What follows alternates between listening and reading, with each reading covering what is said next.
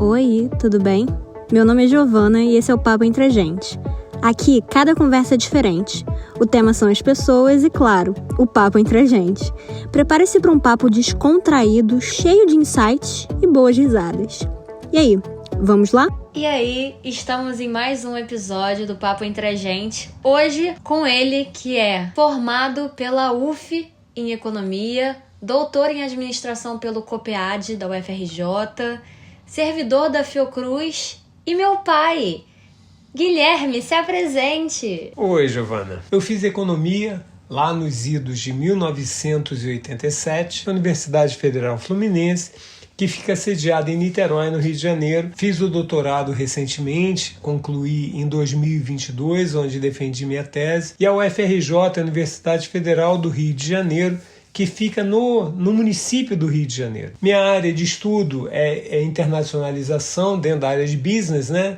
Que é International Business, e sou servidor da Fiocruz desde 2012. Ou seja, esse ano estou completando 13 anos de Fiocruz. Caraca, já? Já. Nossa, eu lembro. Eu não sei o que a gente pode falar primeiro, mas falar então do início, assim, o que fez você sair da economia e mais para administração pública? Economia é chato pra caceta, eu fui pra administração, que é mais interessante, mais fácil, mais didático, a gente entende mais a administração do que a economia. Economia é teoria, é muito chato. E a administração é uma coisa mais do dia a dia, do cotidiano. Justo, foi exatamente isso que eu pensei quando eu fui fazer administração, porque, para quem não sabe, eu sou formada em administração aqui pela nova School of Business and Economics de Portugal, e eu tive cadeiras, né, que eles chamam aqui, que é matérias de economia no primeiro ano, e era um porre. E eu fiquei muito feliz quando eu tava tendo marketing e meus amigos de economia estavam com econometria. Então, tipo assim, realmente é mais prático mesmo, dá pra entender melhor. Mas existe essa rixa de que falam que quem faz economia é mais inteligente que quem faz administração. O que você acha dessa rixa que falam? É bobagem. Economia tem mais teoria, né? Teoricamente, você tem que ler mais. A administração é mais prático, mas hoje em dia, com o mundo como tal, o desenvolvimento dos negócios como estão, isso é uma bobagem enorme. Obrigada, eu acredito nisso também. Pai, conta um pouco da sua estrada, digamos assim, da sua carreira. Você trabalhou na iniciativa privada por muitos anos e depois foi para a iniciativa pública. A gente sabe que para a iniciativa pública, principalmente no Brasil, é a questão da estabilidade, né? Mas o que fez você também mudar e começar a pensar no público? Quando eu era jovem, eu achava que eu não ia ser demitido nunca. Essa é a verdade. Estava trabalhando e estava tudo bem.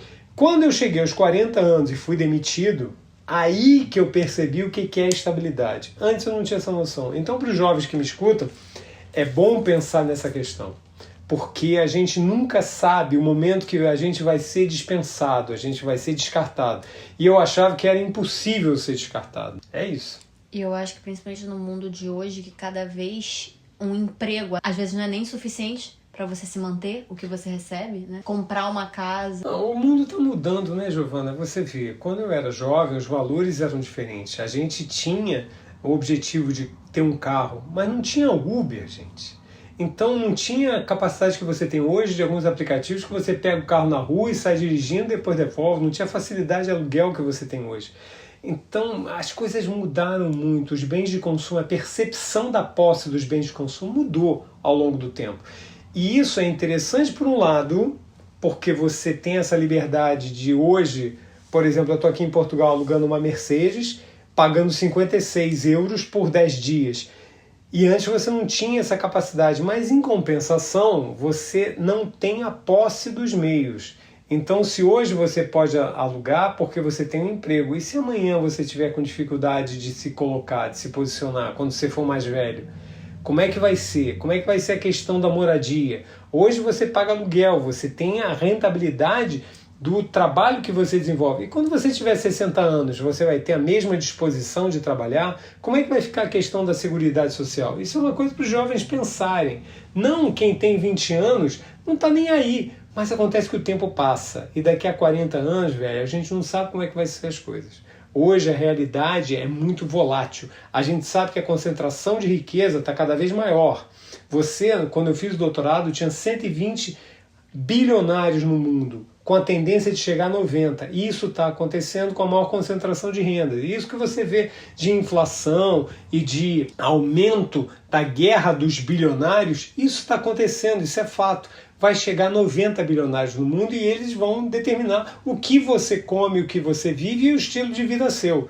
Isso é uma coisa para os jovens pensarem hoje em dia de como será a sua velhice. Agora, se você tiver uma transformação tão importante no mundo que modifique a cabeça dos herdeiros dos bilionários de hoje em dia, a coisa muda também. Ok, interessante.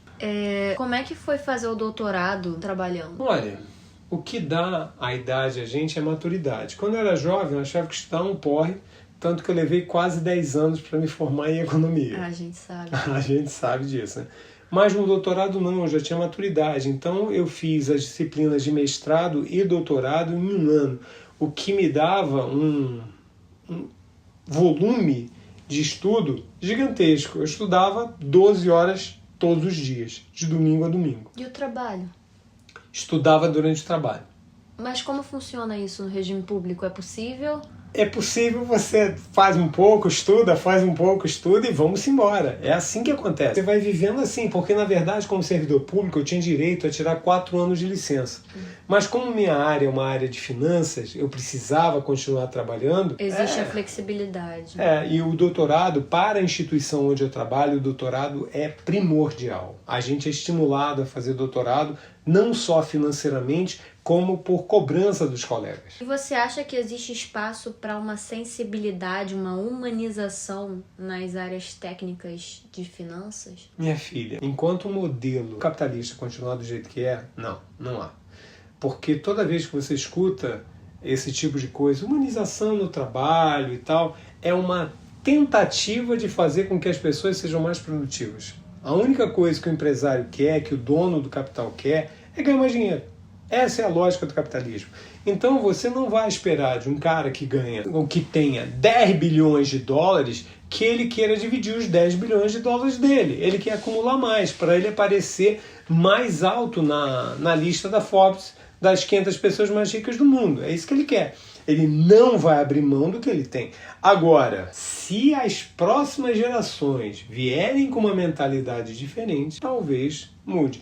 Mas enquanto o sistema capitalista for o que é, de acumulação, não vai mudar nada. Essa questão de humanização é uma bobagem. Me lembra muito um piloto de Fórmula 1 chamado Nelson Piquet, brasileiro, que ele tinha um outro piloto brasileiro também, o Ayrton Senna, que batalhava por segurança. O Piquet falava assim, bobagem, quando você está a 300 km por hora numa reta, se você bater, meu irmão, já era, não tem segurança que te segure. A mesma coisa sistema capitalista, não adianta. Se não mudar a mentalidade de acumulação e de competição para quem tem mais, não adianta, não vai mudar. Porque no final das contas, para que serve esse mais também? Eu já não sei qual é a diferença de um iate que cabe um helicóptero e um iate que cabe 2 helicópteros. Eu não sei a diferença. O que faz com que as pessoas queiram essas coisas? Eu não tenho dinheiro para isso, eu nunca vivi essa realidade, então não sei o que é. Mas eu sei que move as pessoas. Se você entra em qualquer site aí de influenciadores, você vai ver eles usando marcas, viajando em lugares fantásticos. Eu não sei o que significa para as pessoas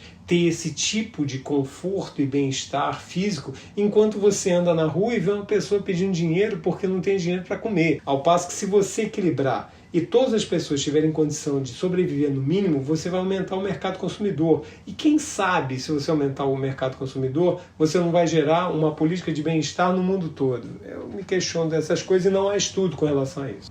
Ficamos para pensar com isso. Voltando um pouco para a questão de percurso de carreira, quais foram decisões difíceis que te ensinaram muito? Olha só, quando eu tinha 20 anos de idade, eu comecei a trabalhar numa multinacional chamada Arthur Andersen, que é uma empresa de auditoria, que não existe mais. Depois eu fui trabalhar numa editora que fazia o jornal de maior venda no Brasil, que também não existe mais, ou existe de uma forma muito diferente, porque a mídia de jornal quase que acabou. Depois eu fui trabalhar numa empresa de pager. Imagina um celular que só recebe mensagem. Ele não manda mensagem, só recebe. SMS. Também acabou. Depois eu fui trabalhar numa empresa de varejo, muito grande no Brasil, que também acabou. Então, o grande ensinamento que eu tive da minha carreira é que você realmente... Eu sou um pé frio danado. Ou melhor, que as coisas acabam. A vida, a única certeza que você tem da vida é que tudo vai mudar. Nada do que você acredita que é pétreo acontece. Tudo muda. Então, trabalhe a sua flexibilidade. A grande certeza que eu tenho é que tudo muda. E pai, você é uma pessoa espiritualizada, você é espírita assim como eu, e você trabalha com a administração pública, né, na área financeira. Você acredita que esses mundos conversam de algum jeito na sua vida, na hora de você trabalhar, de você tomar certas decisões, na sua moral profissional também? Filha, meus amigos espirituais e minha conexão com o alto está presente em todos os momentos da minha vida. Não só profissional, emocional, em cada passo que eu dou, em cada momento, em cada respirada que eu dou. Então não há como desconectar a partir do momento de que eu não consigo entender o mundo sem associação espiritual em todos os momentos, em todos os aspectos da vida. Então, quando você está tomando uma decisão, qualquer que seja, se você está tomando decisão entre comprar um chiclete ou você tomar a decisão entre efetuar uma determinada conta, ou efetuar um determinado pagamento, ou fazer uma licitação, qualquer decisão que você tenha, qualquer palavra que você redija, você está em contato, na minha visão, com seus irmãos espirituais. Se você está equilibrado, você vai fazer um trabalho mais equilibrado. Se você está desequilibrado, você está em dissonância com o seu eu superior, como se chama, com os seus irmãos espirituais, você vai fazer um trabalho desequilibrado, você vai ter uma vida desequilibrada. Eu não consigo ver dissociação em nenhum aspecto. Não é que seja por serviço público ou atividade, qualquer pessoa, qualquer ser humano, no meu entendimento. Em relação agora à questão de você já ser uma pessoa vivida, né, antiga, experiente...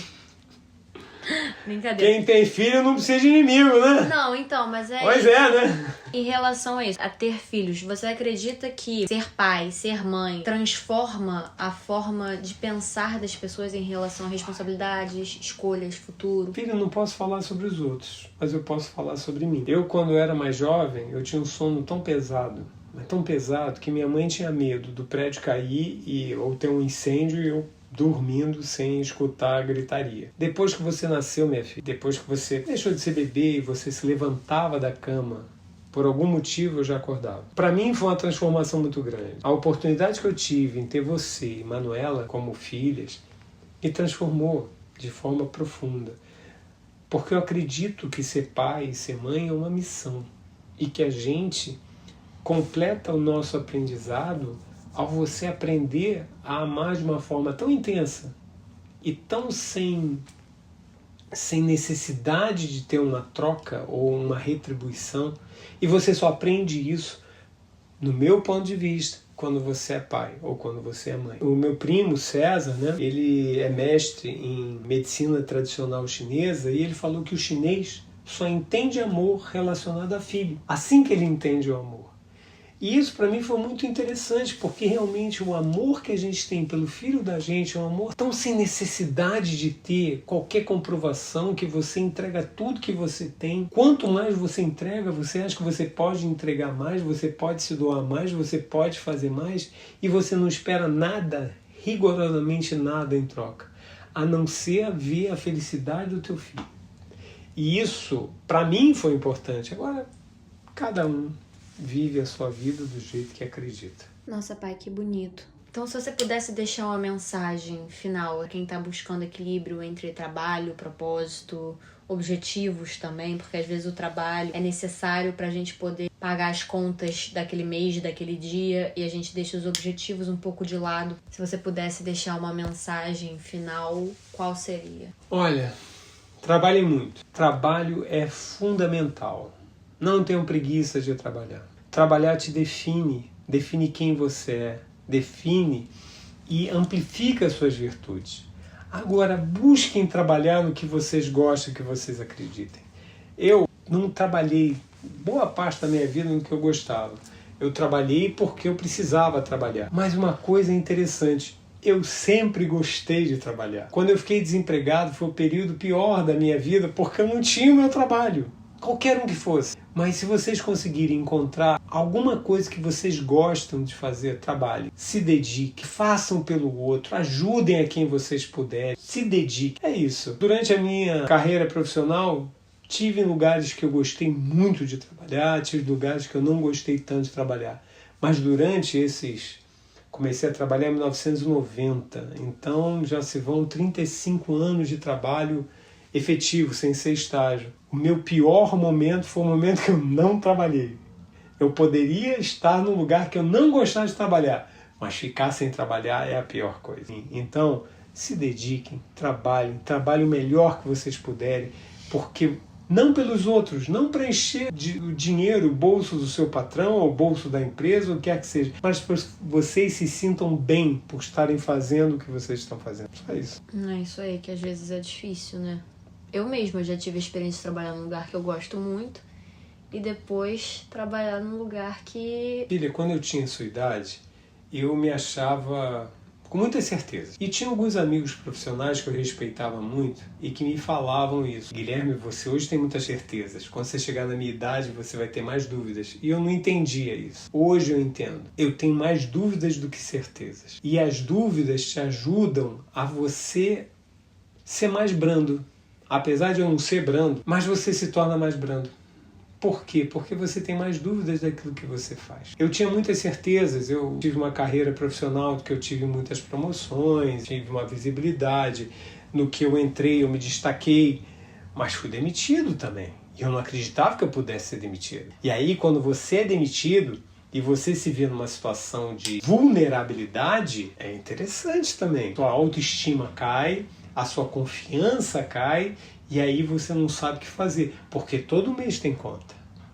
E você tem que pagar. E você está desempregado. Mas tem muitos trabalhos que tiram a sua autoestima também. Tem, mas o trabalho, minha filha, em qualquer aspecto, em qualquer momento. Tem uma frase no Brasil que é assim: meu pai trabalha até hoje. Se o meu pai trabalha até hoje, eu também tenho que trabalhar. Ah, sim, sim. E é isso. Agradeço a quem ouviu. Fiquem por aí, que na próxima semana nós voltamos. E obrigada, pai, por essa participação. Fico feliz de poder gravar presencialmente isso com você. Obrigado. Fica com Deus. Espero que tudo dê certo. Sei que o que eu falo não agrada a muita gente, mas isso é baseado na minha experiência. Que eu sempre falo para quem é mais jovem do que eu, em algumas aulas que eu dei no doutorado, é o seguinte: a vida é difícil, a vida é dura. E a única coisa que você tem é a escolha do caminho que você vai seguir. Prefira ser feliz, prefira ajudar as pessoas, porque é mais leve assim. Mesmo que você seja uma pessoa extremamente rica, o caminho é pesado. Se você vive dentro do seu egoísmo, do seu mundo, se você abre, se você compartilha, o seu mundo vai ser mais leve e você vai ser mais feliz. E é disso que a gente está falando. Viver e ser feliz. É isso, com essa mensagem que eu assino embaixo também. Eu agradeço a sua participação e nos vemos na próxima semana. É isso, tchau, tchau. Tchau. Este podcast é uma produção de Papo Entre a Gente. Roteiro de Giovanna Crispino e a trilha sonora é a melodia original da minha música Lies, criada e produzida por Marquinhos. Episódios novos todas as quintas-feiras. Obrigada pela audiência e até logo!